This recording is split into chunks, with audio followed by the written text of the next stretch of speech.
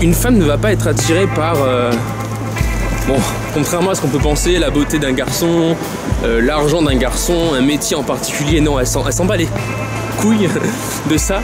Ce qui va l'attirer finalement, c'est plus ton attitude, l'attitude que tu vas avoir lorsque tu vas la rencontrer, lorsque tu vas la rencarder, lorsque tu vas lui parler, lorsque tu vas réagir à ses propos.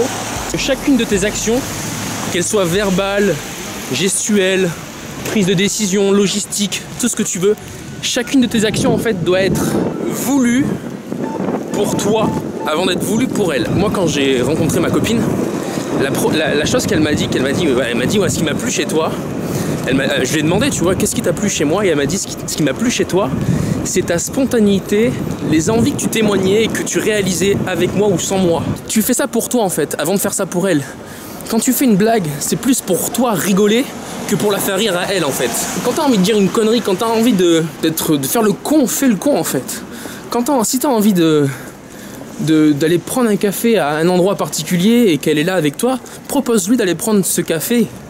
Propose-lui d'aller t'accompagner. Et c'est toute cette spontanéité, ce bon vivant, cette fraîcheur qui va l'attirer en fait. Et les mecs en fait ils se ferment, ils se bloquent, ils s'empêchent de faire des choses pour une nana, pour essayer de plaire, pour essayer d'être parfait. Mais c'est pas le fait d'être parfait, c'est pas le fait d'être droit, le fait d'être normal qui va attirer. C'est le fait justement d'avoir tes propres envies, ton propre caractère sur le moment en fait, à chaque instant. C'est le fait de vivre pour toi et non pas pour elle. Et ça tu vas le démontrer dans tes histoires, dans tes anecdotes, dans tes propositions de rendez-vous qui vont être spontanées. Plus c'est spontané, plus tu fais passer cette idée-là en fait. Plus tu es spontané dans tes actions, plus la meuf en fait elle va se dire mais ce mec il vit pour lui. Et il fait pas ça pour me plaire, il fait pas ça pour me séduire, il fait ça pour lui. C'est pas qu'il en a rien à foutre de moi, c'est que je suis pas une priorité pour lui, il me met pas sur un piédestal, il est pas en train de me survaloriser comme la plupart des mecs finalement. Tu sais les belles nanas, les nanas hyper stylées qui sont inaccessibles entre guillemets pour la plupart des mecs. Mais toi en agissant comme ça en fait, tu n'es pas en train de la mettre sur ce piédestal où elle a l'habitude d'être en fait. Au contraire, tu la mets à une échelle de valeur qui est la même que la tienne. Donc moi ce que je te propose en fait dans cette vidéo, c'est juste de te reconnecter à qui tu es et de faire ce que tu as envie de faire au moment où tu as envie de les faire, qu'importe la personne qui t'accompagne.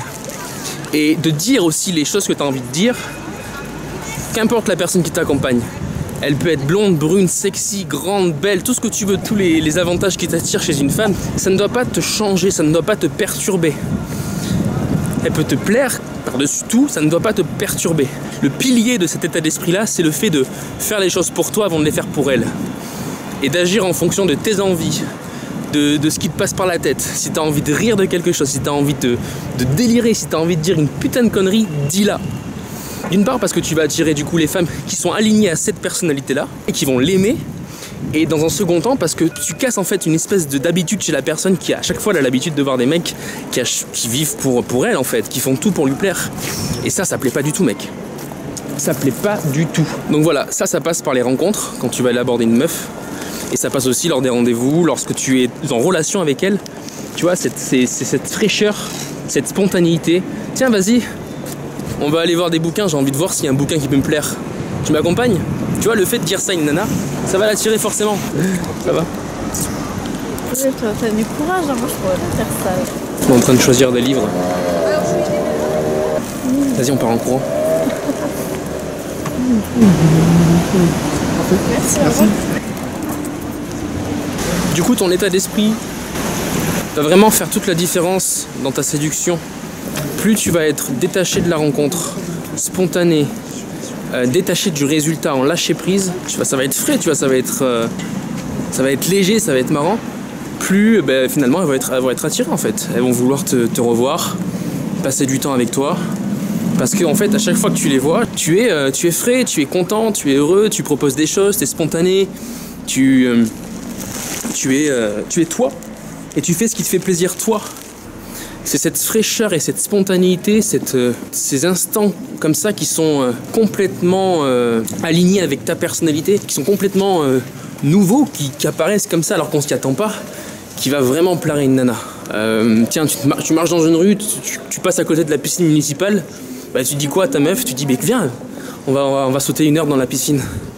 Boum, C'est con, mais ça crée en fait une magie. On sait jamais ce qui peut arriver avec toi en fait.